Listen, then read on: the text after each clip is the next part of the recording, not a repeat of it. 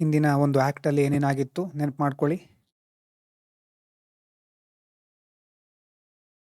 Charter act 1793.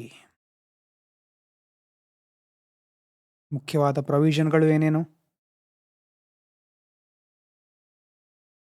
ಯೂಟ್ಯೂಬಲ್ಲಿ video ನೋಡ್ತಾ ಇರೋರು ಲಾಸ್ಟ್ ವಿಡಿಯೋ ನೋಡಿರಬೇಕು. ನೋಡಿದರೆ ಒಂದು ಲಿಂಕ್ ಸಿಗುತ್ತೆ.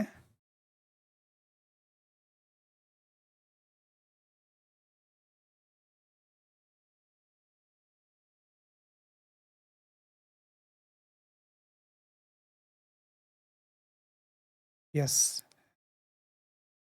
Charter act 1793.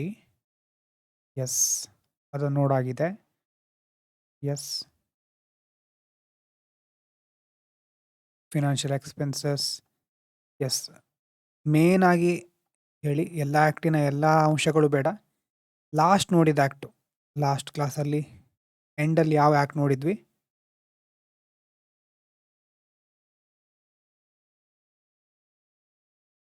ಲಾಸ್ಟ್ ಎಷ್ಟನೇ ಇಸ್ವಿ ತನಕ ಆಗಿತ್ತು ನಮ್ಮದು?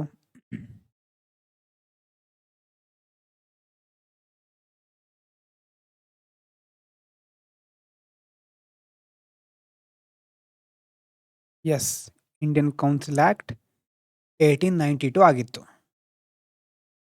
ಅದರ ಮುಖ್ಯವಾದ ಪ್ರೊವಿಷನ್ಗಳು ನೆನಪಿದೆಯಾ? ಅದೊಂದು ಹೇಳಿದ್ರೆ ಸಾಕೀಗ. ಲೆಜಿಸ್ಲೇಟಿವ್ ಕೌನ್ಸಿಲ್ ಎಕ್ಸ್ಪೆನ್ಷನ್ ಆಗುತ್ತೆ. ಡೈರೆಕ್ಟ್ ಎಲೆಕ್ಷನ್ ಇಂಟ್ರೊಡ್ಯೂಸ್ ಆಗಲ್ಲ. ಇಂಡೈರೆಕ್ಟ್ ಆಗಿ ಒಂದು ರೆಕಮೆಂಡೇಶನ್ ಅಪಾಯಿಂಟ್ಮೆಂಟ್ ಆ ಲೆವೆಲಿಗೆ ಹೇಳ್ಬೋದು. ಬಜೆಟನ್ನು ಡಿಸ್ಕಸ್ ಮಾಡಬಹುದು ಅಷ್ಟೇ. ಮತ್ತು ಕ್ವಶನ್ ಕೇಳಬಹುದು, ಅಲ್ಲೂ ರಿಸ್ಟ್ರಿಕ್ಷನ್ಸ್ ಇದೆ.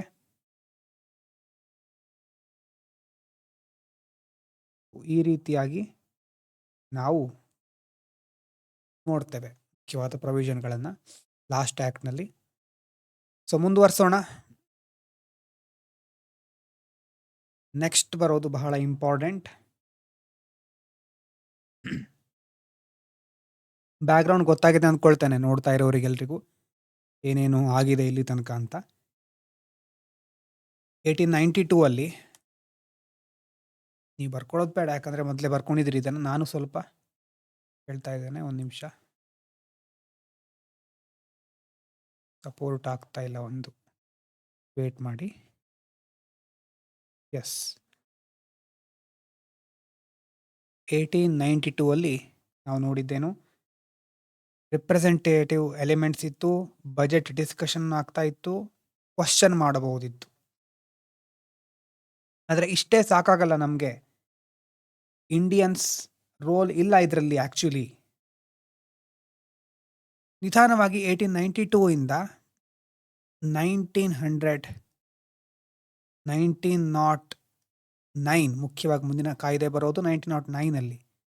ಈ ಸಂದರ್ಭದಲ್ಲಿ ಕೆಲವು ಮೇಜರ್ ಚೇಂಜಸ್ ಆಗುತ್ತೆ, ತುಂಬ ಇಂಪಾರ್ಟೆಂಟ್ ಡೆವಲಪ್ಮೆಂಟ್ಗಳಾಗ್ತಾ ಹೋಗುತ್ತೆ. ಸೊ ಮೇಜರ್ ಚೇಂಜಸ್ ನೆಕ್ಸ್ಟ್ ಬರ್ಕೋಬಹುದು ನೀವು. ಮೇಜರ್ ಚೇಂಜಸ್ ಮುಂದಿನ ಆ್ಯಕ್ಟ್ಗಿಂತ ಮೊದಲು ಏನೇನು ಆಯಿತು ಅಂತ ಬ್ಯಾಕ್ಗ್ರೌಂಡ್ ಇದ್ದರೆ ನಮಗೆ ಕ್ಲಾರಿಟಿ ಸಿಗುತ್ತೆ ಜಾಸ್ತಿ. ನೋಡಿ, ಮೊದಲನೇದು ಪಾಲಿಟಿಕಲಿ ಮುಖ್ಯವಾಗಿರೋ ದೊಡ್ಡ ಘಟನೆ ಬಂಗಾಳದ ವಿಭಜನೆ ಅಂತ ಕರಿತೇವೆ, ಪಾರ್ಟಿಷನ್ ಆಫ್ ಬೆಂಗಾಲ್. ಅದು 1905 ಅಲ್ಲಿ ಆಗುತ್ತೆ. ಯಾರು ಮಾಡಿದವರು ಪಾರ್ಟಿಷನ್ನು ಹೆಸರು ಕೇಳಿರಬಹುದು? Lord Curzon. ಸೊ ಇದರಿಂದ ಪ್ರೊಟೆಸ್ಟ್ಗಳಾಗುತ್ತೆ, ವೈಡ್ ಸ್ಪ್ರೆಡ್. ಎಸ್, ಪ್ರೊಟೆಸ್ಟ್ ಆಗುತ್ತೆ. ಯಾವ ಮೂಮೆಂಟ್ ಶುರುವಾಗುತ್ತೆ ನೆನಪಿದೆಯಾ? ಅಥವಾ ಯಾರಾದರೂ ಓದಿದ್ರೆ ಇದ್ರ ಬಗ್ಗೆ? ಈ ಸಂದರ್ಭದಲ್ಲಿ ಮುಖ್ಯವಾದ ಮೂಮೆಂಟ್, ಎಸ್, ಸ್ವದೇಶಿ ಮೂಮೆಂಟ್ ಅನ್ನೋದು. ಸ್ವದೇಶಿ ಮೂಮೆಂಟ್ ಅದ್ರ ಜೊತೆ ಅದಕ್ಕೆ ಸಂಬಂಧಪಟ್ಟಿದ್ದು ಬಾಯ್ಕಾಟ್ ಕ್ಯಾಂಪೇನ್ಗಳು. ಬಾಯ್ಕಾಟ್ ಕ್ಯಾಂಪೇನ್ಸ್ ಇಡೀ ದೇಶದಲ್ಲಿ spread across India. Spread across India.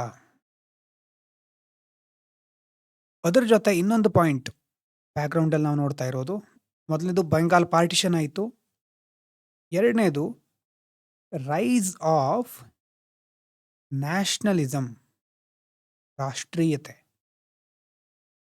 Nationalism.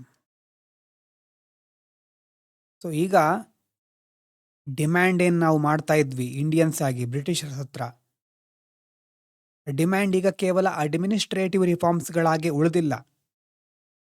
Many leaders demanded,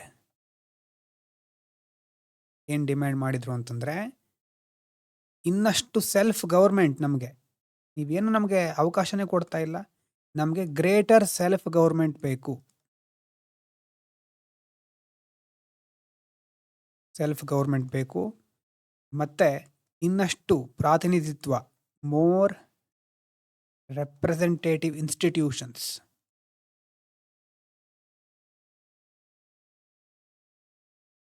representative institutions ಬೇಕು ಅಂತ ಲೀಡರ್ಸ್ಗಳೆಲ್ಲ ಡಿಮ್ಯಾಂಡ್ ಮಾಡ್ತಾರೆ. ಸೊ ಬಂಗಾಳದ ವಿಭಜನೆ ಆಗುತ್ತೆ, ಸ್ವದೇಶಿ ಮೂಮೆಂಟು, ನ್ಯಾಷನಲಿಸಮ್ ರೈಸ್ ಆಗ್ತಾ ಇರುತ್ತೆ. ಇದ್ರ ಜೊತೆ ಇನ್ನೊಂದು ಸಂಘಟನೆ ಈ ಸಂದರ್ಭದಲ್ಲಿ ಸೃಷ್ಟಿಯಾಗುತ್ತೆ ಅಥವಾ ಕ್ರಿಯೇಟ್ ಆಗುತ್ತೆ, that is formation of the all India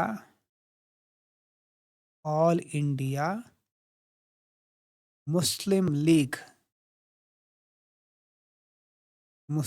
league ಇದಾಗಿರೋದು 1906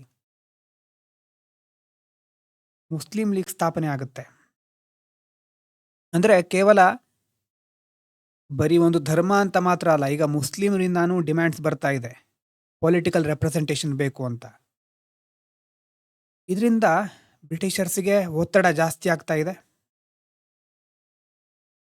ಏನು ಮಾಡಬೇಕು ಅಂತ ಆಗಿನ ಕಾಲದ ಮುಖ್ಯವಾದ ವ್ಯಕ್ತಿಗಳು ಚಿಂತನೆ ಮಾಡ್ತಾರೆ. ಆ ಒಂದು ಸಂದರ್ಭದಲ್ಲಿ ಸೆಕ್ರೆಟರಿ ಮತ್ತು ಮುಖ್ಯವಾದ ವ್ಯಕ್ತಿ ಇನ್ನೊಬ್ರು ಯಾರು ಹೇಳಿ, secretary of state and viceroy, ಇವರೇ ಅಲ್ವಾ ಬ್ರಿಟಿಷರ್ಸ್ ಪರವಾಗಿ ಇಲ್ಲಿದ್ದವರು. ಮುಖ್ಯವಾಗಿ ಇಬ್ಬರು ಮುಖ್ಯವಾದ ವ್ಯಕ್ತಿಗಳು, ಎಸ್, ಜಾನ್ ಮಾರ್ಲೆ ಮತ್ತು ಇನ್ನೊಬ್ಬರು ನೀವು ಕೇಳಿರಬಹುದು ಮಿಂಟೋ ಮಾರ್ಲೆ ರಿಫಾರ್ಮ್ಸ್, ಎಸ್ ಅಂತ ಕರೀತಾರೆ, ಹೌದು, ಮಿಂಟೋ. ಅವರಿಬ್ಬರು ಸೇರಿಕೊಂಡು ರಿಫಾರ್ಮ್ಸನ್ನು ತರ್ತಾರೆ, ಅಂದರೆ ಅವರ ಹೆಸರಿನಲ್ಲಿ ಇರೋದು ಇದು, ಮಿಂಟೋ ಮಾರ್ಲೆ ರಿಫಾರ್ಮ್ಸ್ ಅಂತ ಇವಾಗ ಬರುತ್ತೆ, ರಿಫಾರ್ಮ್ಸ್.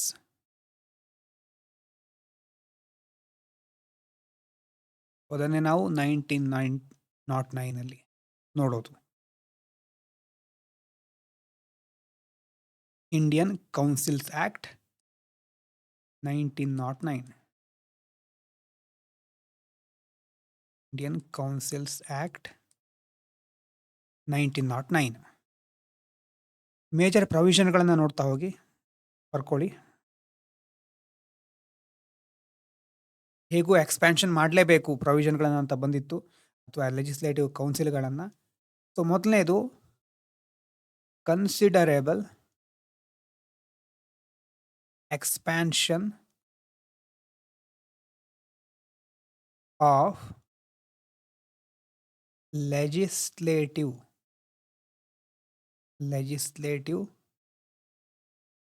ಕೌನ್ಸಿಲ್ಸ್, ಬೋತ್ ಅಂದರೆ ಯಾವುದ್ಯಾವುದರಲ್ಲಿ ಆವಾಗ ಹೇಳಿದ ಹಾಗೆ ಸೆಂಟ್ರಲ್ಲು ಮತ್ತು provincial, both central and provincial.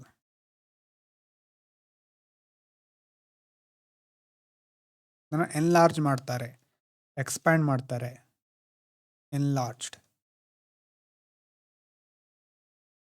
That means more members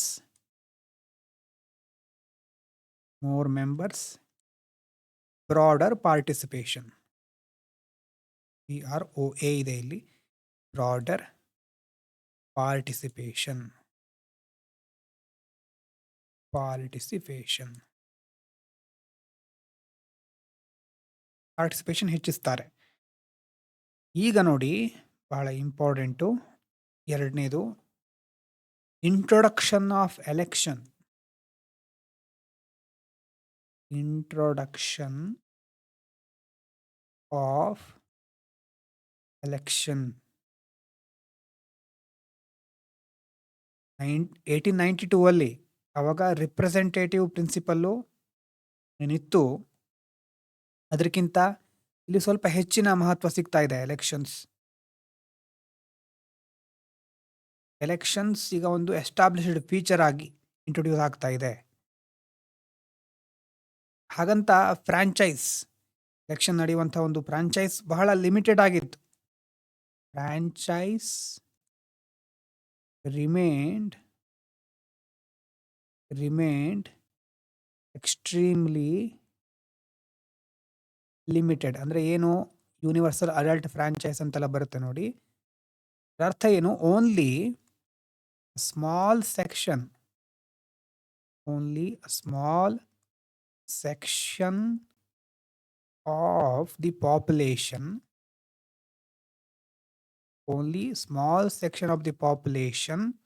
could vote.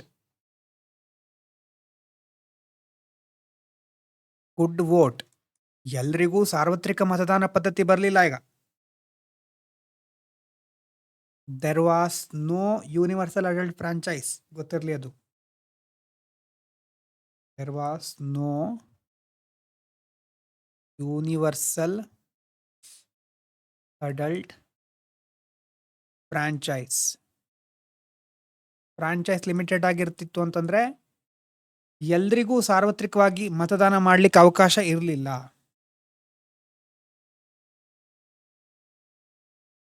ಬಹಳ ಇಂಪಾರ್ಟೆಂಟ್ ಆದಂತಹ ಪಾಯಿಂಟ್ ಇದರಲ್ಲಿ ಗೊತ್ತಿರುತ್ತೆ, separate electorates for Muslims.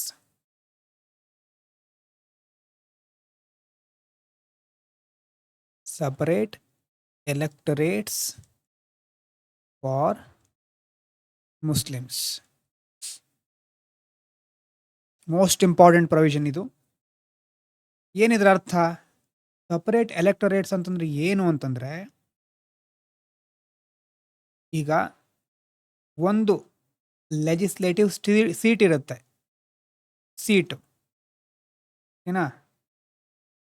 So ಇದು ಯಾರಿಗೆ ರಿಸರ್ವ್ ಆಗಿರುತ್ತೆ? ಮುಸ್ಲಿಮ್ಸಿಗೆ, ರಿಸರ್ವ್ಡ್ ಫಾರ್ ಮುಸ್ಲಿಮ್ಸ್. ಆದರೆ ಯಾರು ವೋಟ್ ಮಾಡಬಹುದು? ವೋಟ್ ಮಾಡೋರು ಮಾತ್ರ only Muslims. Who can contest ಮಾಡೋರು ಸಹ only Muslim candidates.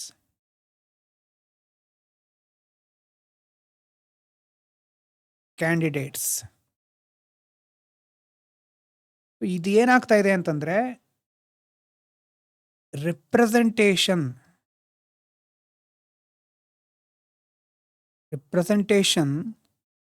Was organised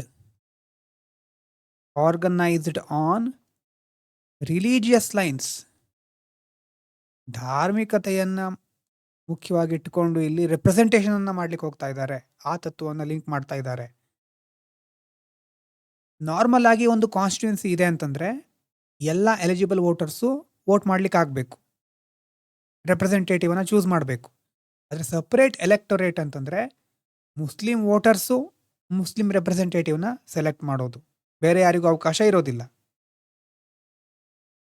ಬ್ರಿಟಿಷರು ಯಾಕೆ ಇದನ್ನ ಇಂಟ್ರೊಡ್ಯೂಸ್ ಮಾಡ್ತಾರೆ, ವೈ ಅಂತ ಪ್ರಶ್ನೆ ಬಂದ್ರೆ ಅವರು ಕೊಡುವಂತ ಎಕ್ಸ್ಪ್ಲನೇಷನ್ ಏನು?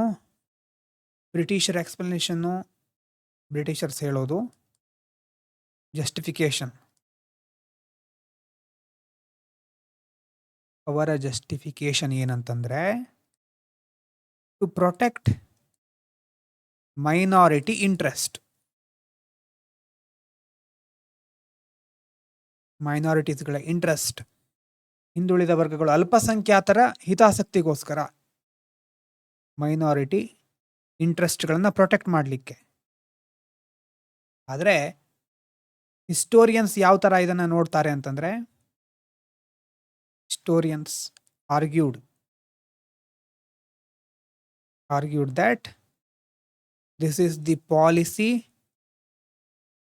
of ಹೇಳಿರ್ತೀರಿ ನೀವು divide and rule. Divide and rule policy ಇದು. ಬ್ರಿಟಿಷ್ ಏನು ಮಾಡ್ತಾ ಇದ್ದಾರೆ, ಸಪ್ರೇಟ್ ಪೊಲಿಟಿಕಲ್ ಐಡೆಂಟಿಟಿಯನ್ನು ಎನ್ಕರೇಜ್ ಮಾಡ್ತಾ ಇದ್ದಾರೆ. ಸೊ ಇದರಿಂದ ಒಂದು ಯುನೈಟೆಡ್ ನ್ಯಾಷನಲ್ ಮೂವ್ಮೆಂಟ್ ಏನಾಗ್ತಾ ಇತ್ತು ಅದನ್ನು ಬ್ರೇಕ್ ಮಾಡ್ತಾ ಇದ್ದಾರೆ.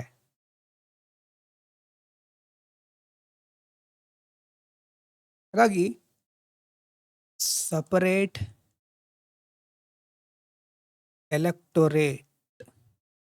electorates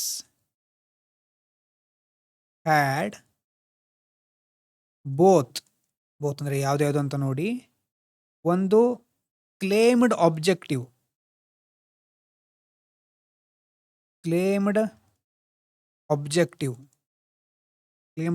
ಅಂತಂದ್ರೆ ಮೇಲ್ಗಡೆ ಹೇಳ್ದಾಗೆ ಮೈನಾರಿಟಿ ಅವರನ್ನು ಪ್ರೊಟೆಕ್ಟ್ ಮಾಡೋದು, ಮೈನಾರಿಟಿ ಆ ಪಾಯಿಂಟು, ಮೈನಾರಿಟಿ ರೆಪ್ರೆಸೆಂಟೇಷನ್ಗೆ ಪ್ರೊಟೆಕ್ಷನ್ ಕೊಡ್ತಾ ಇದ್ದೀವಿ ಅನ್ನೋದು ಕ್ಲೇಮ್ಡ್ ಆಬ್ಜೆಕ್ಟಿವ್ ಇದೆ.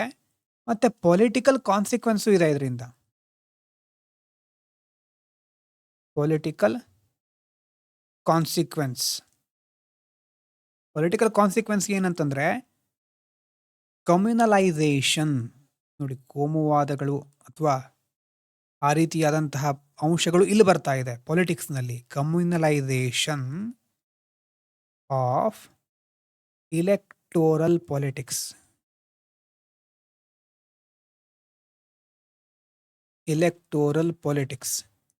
ಕಮ್ಯುನಲೈಸೇಷನ್ of electoral politics.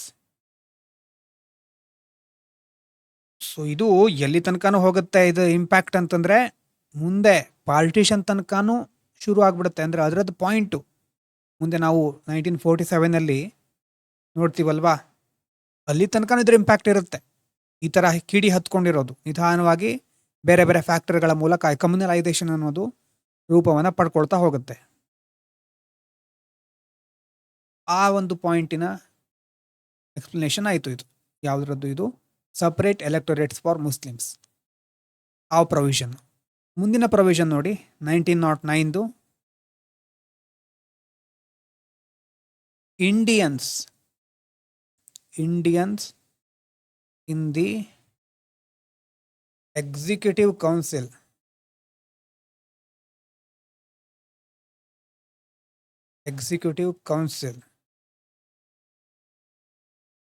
First time ಏನು ಮಾಡ್ತಾ ಇದ್ದಾರೆ, Indians could be appointed to the viceroy executive council. ವೈಸ್ರಾಯ್ನ ಎಕ್ಸಿಕ್ಯೂಟಿವ್ ಕೌನ್ಸಿಲ್ಗೆ ಇಂಡಿಯನ್ಸನ್ನು ಅಪಾಯಿಂಟ್ ಮಾಡ್ಕೋಬಹುದು. ಫಸ್ಟ್ ಇಂಡಿಯನ್ ಅಪಾಯಿಂಟೆಡ್ ಯಾರು ಅಂತ ಗೊತ್ತಿದೆಯಾ? First Indian appointed to viceroy executive council Satyendra Prasad Sinha. Satyendra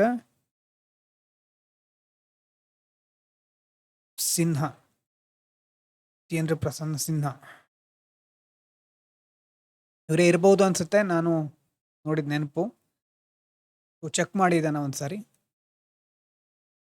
ಆಮೇಲೆ ಸತ್ಯೇಂದ್ರ ಸಿನ್ಹಾ ಅಂತ ಇದೆ. ಸೊ ಈ ಅರೌಂಡ್ 1909 ಆ ಸಂದರ್ಭದಲ್ಲಿ ಲಾ ಮೆಂಬರ್ ಏನೋ ಆಗ್ತಾರೆ ಇವರು. ಸೊ ಯಾರು ಫಸ್ಟ್ ಇದ್ದಾರೆ ಅವರನ್ನು ಇನ್ನೊಂದ್ಸರಿ ನೋಡ್ಕೊಳ್ಳಿ. ಅದು ಬೇರೆ ಎಕ್ಸಾಮ್ಸಿಗೂ ಬೇಕು, UPSCಲೂ ಸಹ ಸ್ಟೇಟ್ಮೆಂಟ್ ವೈಸ್ ಕೇಳಬಹುದು. ಮೊದಲೆಲ್ಲ ಏನಾಗ್ತಾ ಇತ್ತು, ಲೆಜಿಸ್ಲೇಟಿವ್ ಡಿಸ್ಕಷನ್ನಲ್ಲಿ ಮಾತ್ರ ಇಂಡಿಯನ್ಸ್ ಇರ್ತಾ ಇದ್ರು. ಈಗ ಇಂಡಿಯನ್ಸ್ ಎಲ್ಲ ಎಂಟರ್ ಆಗ್ತಾ ಇದ್ದಾರೆ, ಎಕ್ಸಿಕ್ಯೂಟಿವ್ ಬ್ರಾಂಚ್ ಸ್ವಲ್ಪ ಹೈಯೆಸ್ಟ್ ಲೆವೆಲ್ ಎಕ್ಸಿಕ್ಯೂಷನ್ನಲ್ಲಿ ಸಹ ಇಂಡಿಯನ್ಸ್ ಇದ್ದಾರೆ ಎಕ್ಸಿಕ್ಯೂಟಿವ್ ಬ್ರಾಂಚಲ್ಲಿ. ಆಲ್ರೆಡಿ ಲೆಜಿಸ್ಲೇಷನ್ ಅಥವಾ ಲೆಜಿಸ್ಲೇಟಿವ್ ಏನಿರ್ತು ಅಲ್ಲಿ ಮುಂದಿನ ಪ್ರೊವಿಷನ್ ಲೆಜಿಸ್ಲೇಟಿವ್ ಪವರ್ಸ್ ಇನ್ಕ್ರೀಸ್ಡ್ ಅಂದರೆ ಮೆಂಬರ್ಸಿಗೆ ಈಗ ಸ್ವಲ್ಪ ಫ್ರೀಡಮ್ ಜಾಸ್ತಿ ಸಿಗ್ತಾ ಇದೆ. ಏನು ಮಾಡಬಹುದು? Members can ask supplementary questions. ಹಿಂದಿನ ಸಾರಿ ಇದಿರಲಿಲ್ಲ, ನೆನ್ಪು ಮಾಡ್ಕೊಳ್ಳಿ. ಸಪ್ಲಿಮೆಂಟರಿ ಕ್ವಶನ್ಸ್ ಕೇಳಬಹುದು. ಮತ್ತು ಅದ್ರ ಜೊತೆ ಅವ್ರೇನು ಮಾಡಬಹುದು? ಫ್ರೀಡಮ್ ಇದೆ. ಯಾವುದಕ್ಕೆ ಅಂತಂದರೆ ಮೂವ್ ರೆಸಲ್ಯೂಷನ್.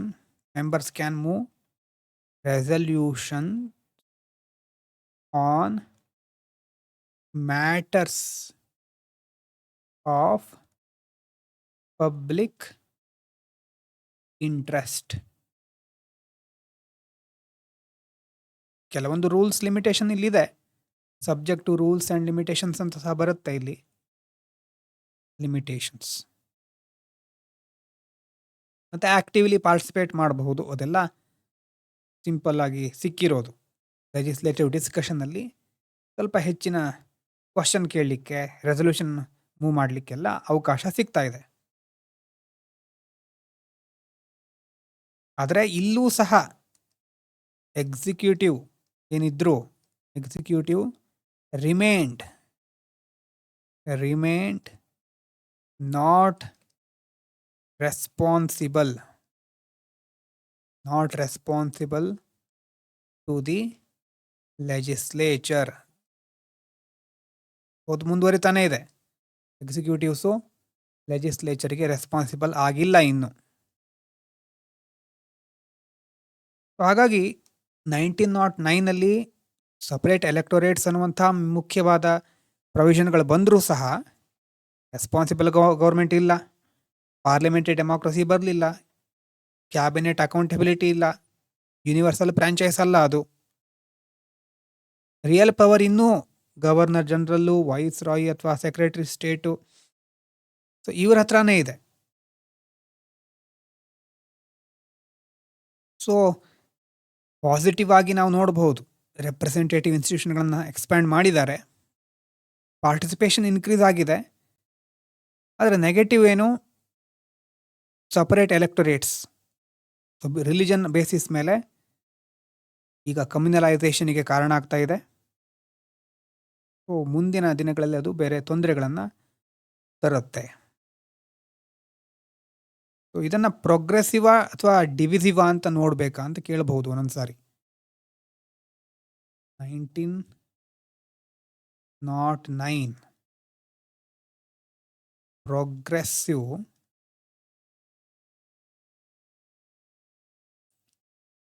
ಆ್ಯಂಡ್ ಡಿವಿಸಿವ್ ಎರಡೂ ಅಂಶಗಳು ಇದೆ ಇದರಲ್ಲಿ. ಡಿವಿಸಿವ್ 1909 ಅಂತಂದರೆ ಇಲ್ಲಿ ಹಿಂದೆ ಇದೆ ಇಂಡಿಯನ್ ಕೌನ್ಸಿಲ್ಸ್ ಆ್ಯಕ್ಟು ಅಂತೆಲ್ಲ ಬರುತ್ತೆ. ನಾನು ಶಾರ್ಟಾಗಿ 1909 ಅಂತ ಬರೆದಿದ್ದೇನೆ. ಪ್ರೋಗ್ರೆಸಿವ್ ಯಾಕೆ ಅಂತಂದರೆ progressive expansion of legislative councils ಅದು ಎಕ್ಸ್ಪ್ಯಾಂಡ್ ಆಯಿತು. ಇಂಡಿಯನ್ ಪಾರ್ಟಿಸಿಪೇಷನ್ ಇನ್ಕ್ರೀಸ್ ಆಯಿತು.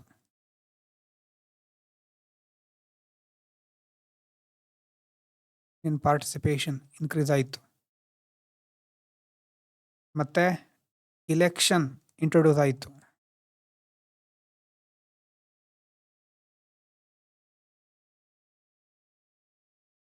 ಮತ್ತು ವೈಸ್ ರಾಯ್ ಎಕ್ಸಿಕ್ಯೂಟಿವ್ ಕೌನ್ಸಿಲಲ್ಲಿ Indians entry ಆಗಲಿಕ್ಕಾಯಿತು.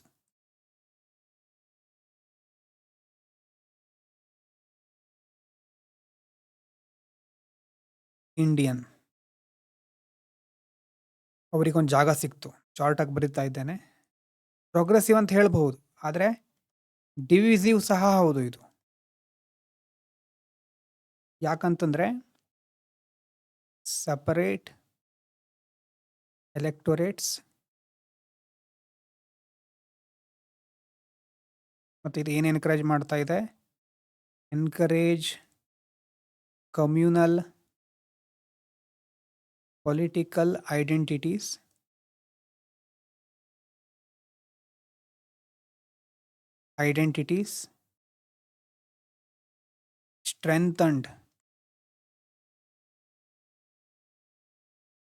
strengthened British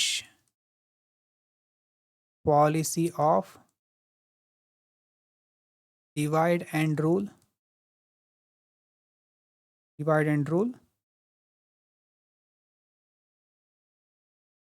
so ಇದ್ರ ಮೂಲಕ ಏನು ಮಾಡ್ತಾ ಇದ್ದಾರೆ, ಡಿಲೇಡ್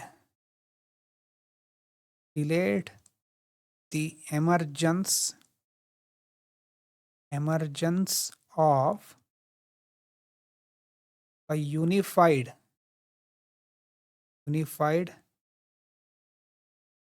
representative democracy. ಸೊ ಅವರಲ್ಲೇ ಡಿವಿಷನ್, ಅಂದರೆ ಭಾರತೀಯರಲ್ಲೇ ಡಿವಿಷನ್ ಕ್ರಿಯೇಟ್ ಮಾಡಿ ಅವರು ಒಂದು ಒಗ್ಗಟ್ಟು ಆಗಿ ಇರಬಾರ್ದು, ಆ ರೀತಿಯಾಗಿ ಬ್ರಿಟಿಷರು ಪ್ಲ್ಯಾನ್ ಮಾಡಿದ್ದಾರೆ, ಹೇಗಾದರೂ ಯುನಿಟಿ ಆಗೋದನ್ನು ತಪ್ಪಿಸೋಣ ಅಂತ. ಸೊ ಮಿಂಟೋ ಮಾರ್ಲೆ ರಿಫಾರ್ಮ್ಸಲ್ಲಿ ಇಷ್ಟು ಮುಖ್ಯವಾದ ವಿಷಯಗಳು. ಲಕ್ಷ್ಮೀಕಾಂತಲ್ಲಿ ಓದಿ ಕೆಲವೊಂದು ಅಂಶಗಳು ನಾನು ಇಂಪಾರ್ಟೆಂಟ್ ಇರೋದನ್ನು ಮಾತ್ರ ಕನ್ಸಿಡರ್ ಮಾಡ್ತಾ ಇದ್ದೇನೆ. ನಾವು ಓದಿದಾಗ ಸಹ ಕೆಲವೊಂದು ಪಾಯಿಂಟ್ಗಳು ಎಕ್ಸ್ಟ್ರಾ ಸಿಗಬಹುದು ಎಲ್ಲ ಆ್ಯಕ್ಟಲ್ಲೂ. ಈಸಿ ಇದೆ, ಕಾನ್ಸೆಪ್ಚುವಲ್ ಆಗಿ ನಾನು ಹೇಳ್ತಾ ಹೋಗಿದ್ದೇನೆ ಅಷ್ಟೇ. ಸೊ ನೆಕ್ಸ್ಟು 1909 ಹೇಗೂ ರೆಪ್ರೆಸೆಂಟೇಷನು, ಇಲೆಕ್ಷನ್ನು, ಮೆಂಬರ್ಶಿಪ್ ಎಲ್ಲ ಸಿಕ್ತು. ಆದರೆ ಇನ್ನೂ ನಮ್ಮ ಡಿಮ್ಯಾಂಡ್ ಅಂತೂ ಇನ್ನೂ ಇತ್ತು ಇಂಡಿಯನ್ಸ್ದು ಅಲ್ವಾ. ಇಂಡಿಯನ್ಸ್ ಈಗ ಎಲೆಕ್ಟ್ ಮಾಡಬಹುದು ಅಂತಾದರೆ, ರೆಪ್ರೆಸೆಂಟೇಟಿವ್ಸನ್ನು ಎಲೆಕ್ಟ್ ಮಾಡಬಹುದು ಅಂತಾದರೆ, ಸೊ ನಾವು ಹಾಗಾದರೆ ಇಷ್ಟಕ್ಕೆ ನಿಲ್ಲೋದಾ? ನಮಗೆ ಇನ್ನಷ್ಟು ಅವಕಾಶಗಳು ಸಿಗೋದೇ ಇಲ್ವಾ ಹಾಗಾದರೆ? ಆ ಕ್ವಶನ್ ಇತ್ತು. ವಾಯ್ಸ್ ಏನೋ ಕೊಡ್ತಾ ಇದ್ದಾರೆ ಬ್ರಿಟಿಷರು, ನಮ್ಮ ಧ್ವನಿಗೆ ಅವಕಾಶ ಸಿಗ್ತಾ ಇದೆ, ಆದರೆ ಪವರ್ ಕೊಡ್ತಾ ಇಲ್ಲ. ಸೊ ಮುಂದಿನ ಒಂದು ಆ್ಯಕ್ಟ್ ಬರೋದಕ್ಕಿಂತ ಮೊದಲೇನೇನಾಯಿತು ಅಂತಂದರೆ ಬ್ಯಾಕ್ಗ್ರೌಂಡಲ್ಲಿ, ಸೊ ಇದು 1909 ಇದಾಯ್ತಲ್ವಾ, 1909 ಇಷ್ಟಾಯಿತು.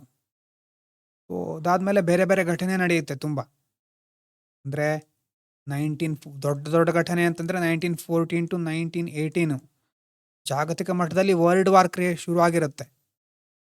ವರ್ಲ್ಡ್ ವಾರ್ ಮೊದಲನೇ ಮಹಾಯುದ್ಧ. ಮತ್ತು ಫ್ರೀಡಮ್ ಮೂಮೆಂಟು ನಿಧಾನವಾಗಿ ಗಾಂಧೀಜಿ ಎಂಟ್ರಿ ಆಗುತ್ತೆ. ಹೋಮ್ ರೂಲ್ ಮೂಮೆಂಟ್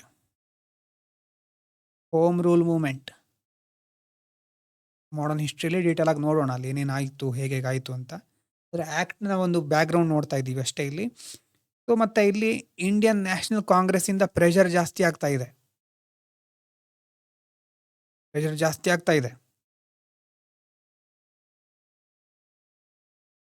ಸೊ ಆವಾಗ 1917 ನಿಧಾನವಾಗಿ ಒಂದೊಂದೇ ಘಟನೆ ನೋಡ್ತಾ ಇದ್ದಂಥ ಬ್ರಿಟಿಷರು 1917ರಲ್ಲಿ ಆವಾಗ ಸೆಕ್ರೆಟರಿ ಆಫ್ ಸ್ಟೇಟು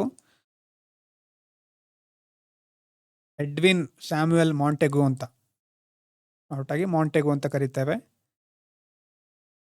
ಅವರೇನು ಅನೌನ್ಸ್ ಮಾಡ್ತಾರೆ ಅಂತಂದರೆ,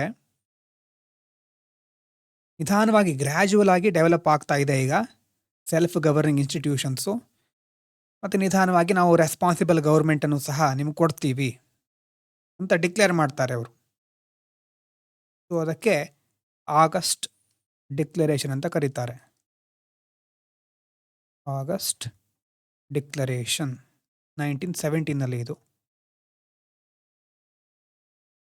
ಸೊ ಆ ಥರ ಡಿಕ್ಲೇರ್ ಮಾಡಿದ ಮೇಲೆ ಇಂಪ್ಲಿಮೆಂಟ್ ಮಾಡಬೇಕಲ್ವ ಈಗ. ಸೊ ಇಂಪ್ಲಿಮೆಂಟ್ ಮಾಡ್ತಾ ಇದ್ದೀವಿ ನಾವು ಅಂತ ಬ್ರಿಟಿಷರು ತೋರಿಸ್ಲಿಕ್ಕೆ ಆ್ಯಕ್ಟನ್ನು ಪಾಸ್ ಮಾಡ್ತಾರೆ. ಅದೇನು, ಗೌರ್ಮೆಂಟ್ ಆಫ್ ಇಂಡಿಯಾ ಆ್ಯಕ್ಟ್ 1919.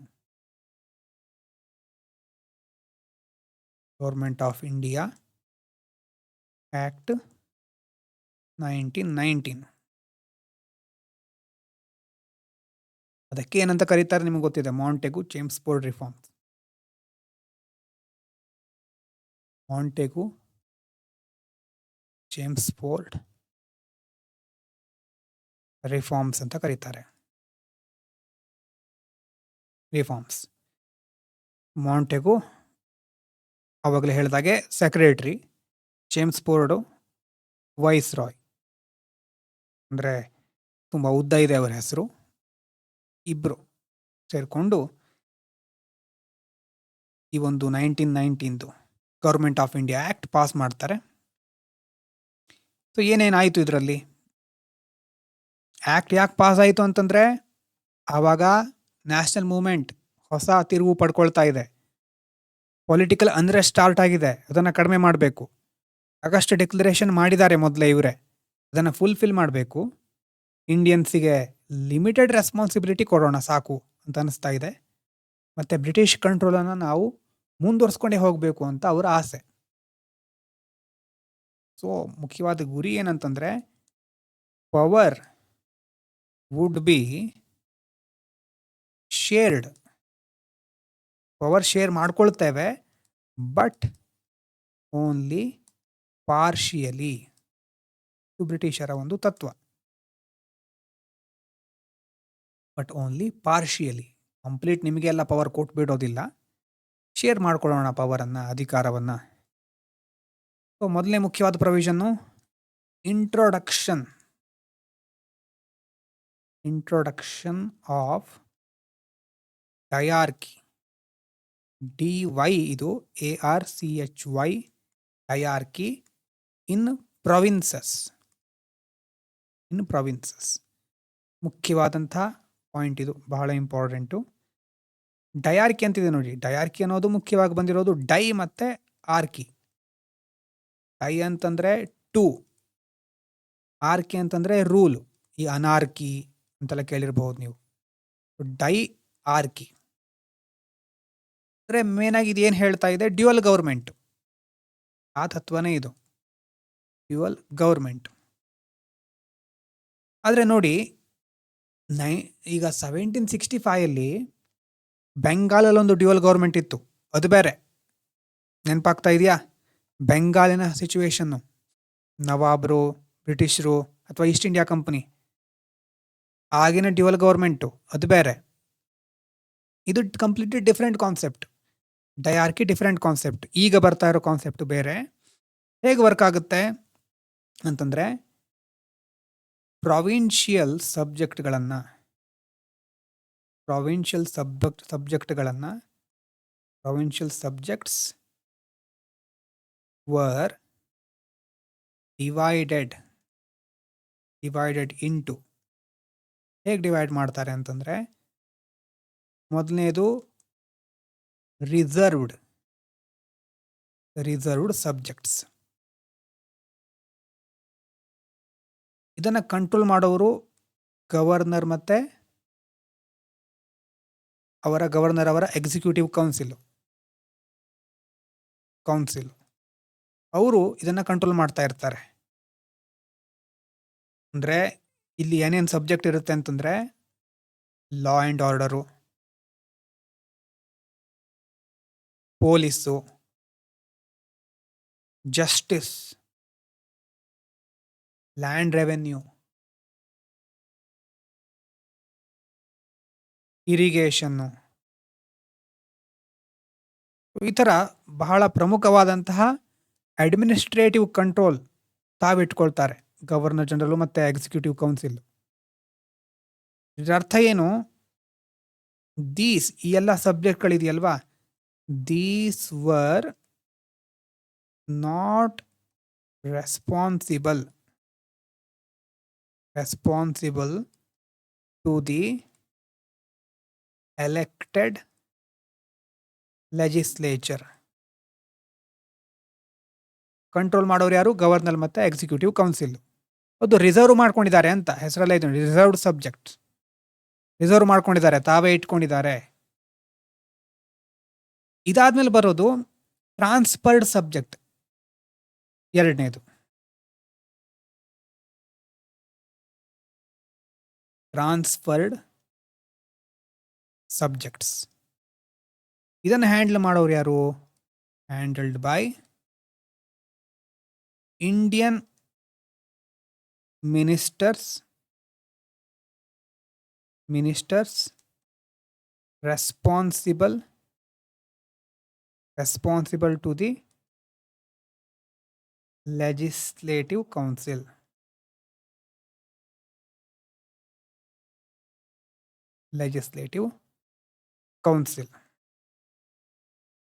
ಏನೇನು ಹಾಕಾದ್ರೆ ಟ್ರಾನ್ಸ್ಫರ್ ಸಬ್ಜೆಕ್ಟಿಗೆ ಎಕ್ಸಾಂಪಲ್ ಅಂತಂದ್ರೆ ಎಜುಕೇಶನ್,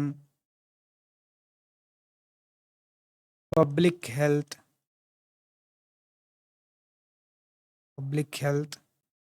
ಲೋಕಲ್ ಸೆಲ್ಫ್ ಗವರ್ಮೆಂಟ್,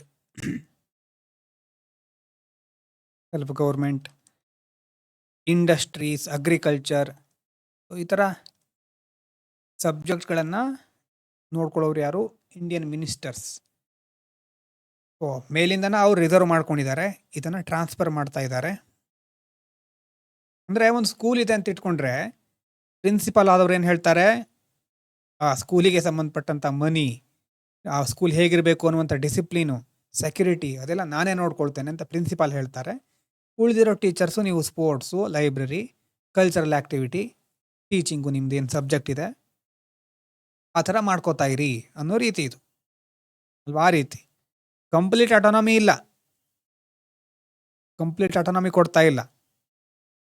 ಈ ಥರ ಡಯಾರ್ಕಿ ಅಂದರೆ 2 ಹಂತಗಳಲ್ಲಿ ಅಥವಾ 2 ರೀತಿಯಲ್ಲಿ ರೂಲಿಂಗ್ ಅಥವಾ ಸಬ್ಜೆಕ್ಟ್ಗಳನ್ನು ನಿರ್ವಹಿಸ್ತಾ ಇದ್ದಾರೆ. ಡ್ಯುಯಲ್ ಗೌರ್ಮೆಂಟ್ ಅಂತಂದರೆ ಇಲ್ಲಿ ಬರೋ ಡ್ಯುಯಲ್ ಗೌರ್ಮೆಂಟು ರಿಸರ್ವ್ಡ್ ಮತ್ತು ಟ್ರಾನ್ಸ್ಫರ್ಡ್. ಆದರೆ ನೀವು ಗಮನಿಸಿರಬಹುದು ಇಲ್ಲಿ ಮೋಸ್ಟ್ ಇಂಪಾರ್ಟೆಂಟ್ ಡಿಪಾರ್ಟ್ಮೆಂಟ್ಗಳೆಲ್ಲ ಬ್ರಿಟಿಷ್ ಕಂಟ್ರೋಲಲ್ಲೇ ಇದೆ. ಇಂಡಿಯನ್ ಮಿನಿಸ್ಟರ್ಸು ಇದ್ದಾರೆ, ಆದರೆ ಅವರಿಗೆ ಅಥಾರಿಟಿ ಇಲ್ಲ, ಲಿಮಿಟೆಡ್ ಅಥಾರಿಟಿ ಇದೆ.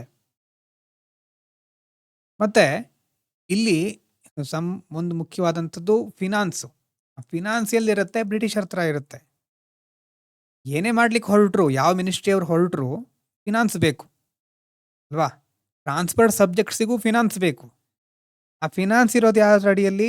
ಗವರ್ನರು ಮೇಲ್ಗಡೆ ಅವರೇ ಇಟ್ಕೊಂಡಿದ್ದಾರೆ.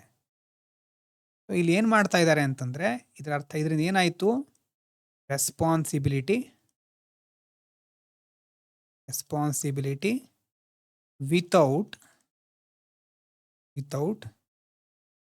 Adequate power. ಜವಾಬ್ದಾರಿ ಕೊಟ್ಟಿದ್ದಾರೆ, ಆದರೆ ಅಧಿಕಾರ ಇಲ್ಲ. ಆ ರೀತಿ ಪರಿಸ್ಥಿತಿ ಶುರುವಾಗಿದೆ ಈಗ ಇಲ್ಲಿ. ಸೊ ಡಯಾರ್ಕಿ, ಇದು ಡಯಾರ್ಕಿ ಸಿಸ್ಟಮ್. ಇನ್ನು ಎರಡನೇ ಪ್ರೊವಿಷನ್, ಇನ್ನೊಂದು ಪ್ರೊವಿಷನ್ ನೋಡಿ, ನೆಕ್ಸ್ಟ್ ಪ್ರೊವಿಷನ್ ಇದು ಬೈಕ್ಯಾಮರಲ್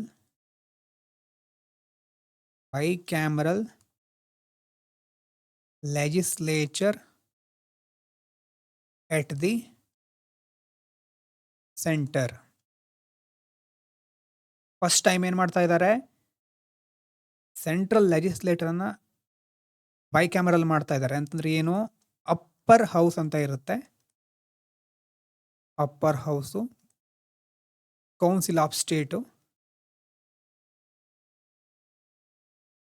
ಇನ್ನು ಲೋವರ್ ಹೌಸ್ ಅಂತ ಇನ್ನೊಂದಿದೆ, ಲೋವರ್ ಹೌಸು, ಅದು ಲೆಜಿಸ್ಲೇಟಿವ್ ಅಸೆಂಬ್ಲಿ.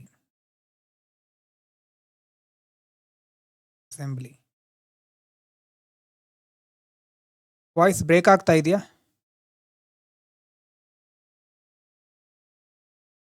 ಈಗ ಕೇಳಿಸ್ತಾ ಇದೆಯಾ? Bicameral legislature at the centre. ಇನ್ನೊಂದ್ಸಾರಿ ಹೇಳ್ತಾ ಇದ್ದೇನೆ ವಾಯ್ಸ್ ಚೆಕ್ ಮಾಡಲಿಕ್ಕೆ. ಬ್ರಿಟಿಷರ್ಸು ಇಲ್ಲಿ 2 ರೀತಿಯ ಹೌಸ್ಗಳನ್ನು ಇಂಟ್ರೊಡ್ಯೂಸ್ ಮಾಡ್ತಾರೆ, ಅಪ್ಪರ್ ಹೌಸ್ ಮತ್ತು lower house. First time bicameral ಲೆಜಿಸ್ಲೇಚರನ್ನು ಬ್ರಿಟಿಷರ್ಸು ಇಂಟ್ರೊಡ್ಯೂಸ್ ಮಾಡ್ತಾ ಇರೋದು ಈಗ.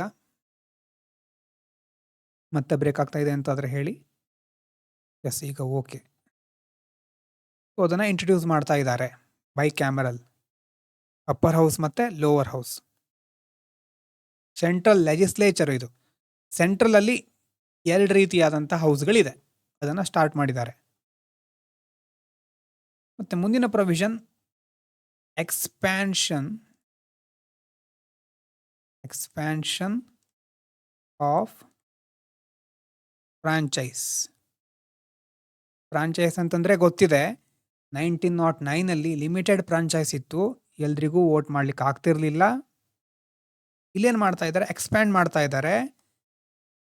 More people received voting rights. ಹೆಚ್ಚಿನ ಜನರಿಗೆ ವೋಟಿಂಗ್ ರೈಟ್ ಸಿಗ್ತಾ ಇದೆ, ಆದರೂ ಸಹಿತ ಲಿಮಿಟೇಷನ್ಸ್ ಇದೆ. ಏನು ಲಿಮಿಟೇಷನ್ಸು?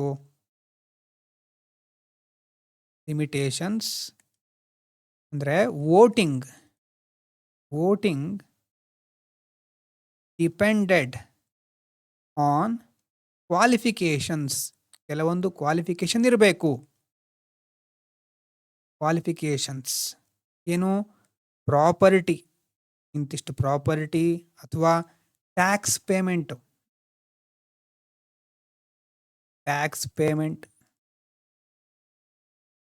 ಎಜುಕೇಷನ್ ಇರಬಹುದು, ಇನ್ಕಮ್. ಸೊ ಇದೆಲ್ಲ ಇದ್ರೆ ಮಾತ್ರ ವೋಟಿಂಗ್ ಅಂತ ಹೇಳಿದ್ರೆ ಮತ್ತದೇ ಸಮಸ್ಯೆ. Only small percentage of Indians could vote. ಅದೇ ಸಮಸ್ಯೆ ಇಲ್ಲೂ ಸಹ. ಎಕ್ಸ್ಪ್ಯಾಂಡ್ ಮಾಡಿದ್ದಾರೆ, ಆದರೆ ಎಲ್ರಿಗೂ ಈಗಲೂ ಅವಕಾಶ ಸಿಗ್ತಾ ಇಲ್ಲ. ಮತ್ತು ಹಿಂದಿನ ಸಾರಿ 1909 ಏನು ಮುಸ್ಲಿಮ್ಸ್ಗೆ ಸಪ್ರೇಟ್ ಎಲೆಕ್ಟೋರೇಟ್ಸ್ ಅಂತ ಕೊಟ್ಟಿದ್ರು, ಈಗ ಅದು ಎಕ್ಸ್ಪ್ಯಾಂಡ್ ಆಗ್ತಾ ಇದೆ. Separate ಎಲೆಕ್ಟೋರೇಟ್ಸ್ expanded. 1909 ಮುಸ್ಲಿಮ್ಸಿಗೆ ಮಾತ್ರ, ಈಗ ಎಕ್ಸ್ಪ್ಯಾಂಡೆಡ್ ಟು ಅದರ್ ಗ್ರೂಪ್ಸ್. ಅಂತಂದ್ರೆ including 6 Indian Christians,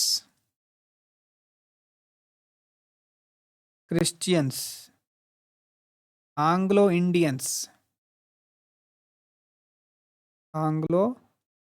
Indians, next Europeans. ಈ ರೀತಿ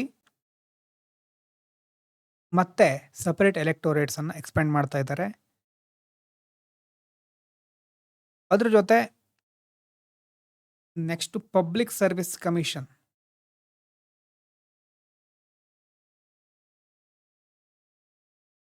ಪಬ್ಲಿಕ್ ಸರ್ವಿಸ್ ಕಮಿಷನ್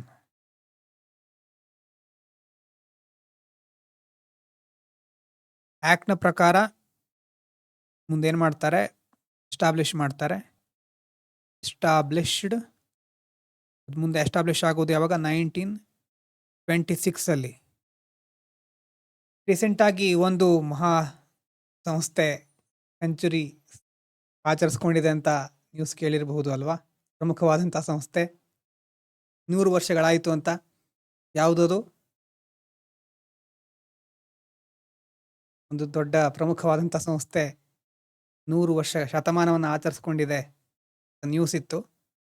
1926 ಈಗ 2026ಕ್ಕೆ 100 ವರ್ಷಗಳಾಗ್ತಾ ಇದೆ. ಯಾವುದಿರಬಹುದು ಅಂತ ನೋಡಿ ಥಿಂಕ್ ಮಾಡಿ ನೀವೇ.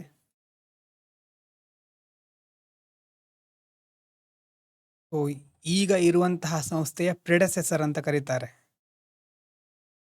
ಈಗ ಅದು ಯಾವ ಹೆಸರಿನಲ್ಲಿದೆ ಅಂತಂದ್ರೆ UPSC ಅನ್ನುವಂಥ ಹೆಸರಿನಲ್ಲಿದೆ. S, correct. UPSC ಹೆಸರೇ ಈಗ ನಾವು ಇಟ್ಟಿರೋದು ಇದಕ್ಕೆ. ನೆಕ್ಸ್ಟ್ ಅದಾದ್ಮೇಲೆ ಮುಂದಿನ provision, high commissioner of India create ಆಗುತ್ತೆ. ಹೈ ಕಮಿಷನರ್ ಫಾರ್ ಇಂಡಿಯಾಕ್ಕೋಸ್ಕರ ಒಂದು ಹೈ ಕಮಿಷನರ್ ಕ್ರಿಯೇಟೆಡ್ ಆಗಿರೋದು ಇನ್ ಲಂಡನ್.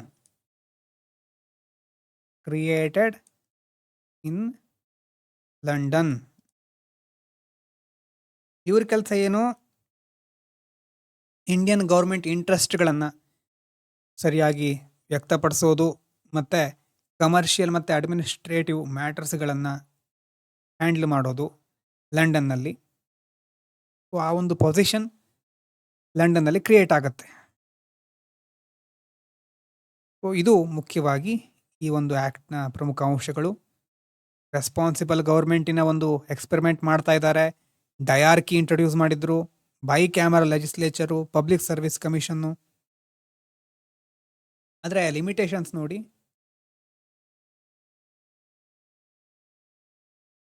ಲಿಮಿಟೇಷನ್ಸ್ ಅವಾಗಲೇ ಹೇಳಿದಾಗೆ ಡಯಾರ್ಕಿ ಫೇಲ್ ಆಗಿಬಿಡುತ್ತೆ. Dyarchy failed. ಯಾಕೆ ಫೇಲ್ ಆಯಿತು ಅಂತಂದರೆ ಮೇಲ್ಗಡೆ ಬರ್ಸಿದ್ದೇನೆ ನಾನು, ರೆಸ್ಪಾನ್ಸಿಬಿಲಿಟಿ ವಿತೌಟ್ ಪವರ್. ರೆಸ್ಪಾನ್ಸಿಬಿಲಿಟಿ ಕೊಟ್ಟಿದ್ದಾರೆ, ಪವರ್ ಇಲ್ಲ, ಡಯಾರ್ಕಿ ಫೇಲ್ ಆಗುತ್ತೆ. ಮತ್ತು governor retained overriding powers. Franchise remained limited. Franchise remained limited. So separate electorates ಇಂದ ಇನ್ನಷ್ಟು ಕಮ್ಯುನಲ್ ಟೆನ್ಷನ್ ಜಾಸ್ತಿ ಆಗಬಹುದು, ಅದನ್ನು ನಾವು ಹೇಳ್ಬೋದು. ಮತ್ತೆ no responsible government at the centre.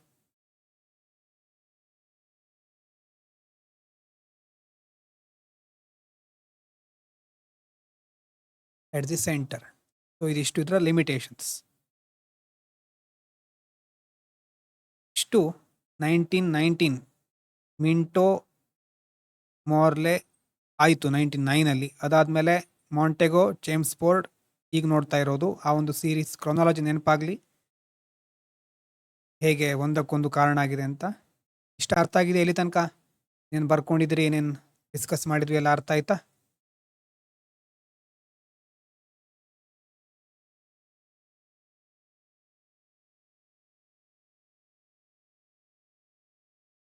S. Okay, next ಬಹಳ ಪ್ರಮುಖವಾದಂಥದ್ದು 1935 ಬರುತ್ತೆ. ಅದಕ್ಕಿಂತ ಮೊದಲು ಒಂದು ಬ್ರೇಕ್ ತಗೊಳ್ಳಿ, ಆಮೇಲೆ ಅದನ್ನು ಕಂಟಿನ್ಯೂ ಮಾಡೋಣ. 5 ಮಿನಿಟ್ಸ್ ಬ್ರೇಕ್. ವಿಡಿಯೋ ನೋಡ್ತಾ ಇರೋರು ಯೂಟ್ಯೂಬಲ್ಲಿ ಮುಂದಿನ ವಿಡಿಯೋ ನೋಡ್ಬೋದು. ನೆಕ್ಸ್ಟ್ 1935.